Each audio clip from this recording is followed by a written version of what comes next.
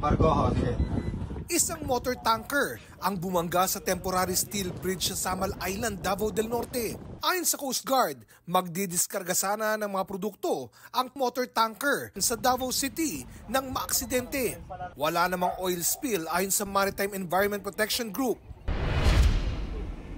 15 poste ang bumagsak sa Marilao, Bulacan. Sumabit kasi ang dumaang dump truck sa mga kawad ng kuryente. Sugatan ng isang rider at siklistang nabagsakan ng lumaylay na kawad.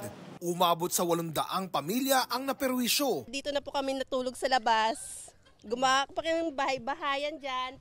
Bago magtanghali, naibalik na ang supply ng kuryente sa ilang bahay. Sinubukan namin kunan ng pahayag ang driver ng truck pero tumanggi siyang umarap sa aming kamera. Oscar Oida, nagbabalita para sa GMA Integrated News. Huwag magpahuli sa mga balitang dapat ninyong malaman. Mag-subscribe sa GMA Integrated News sa YouTube.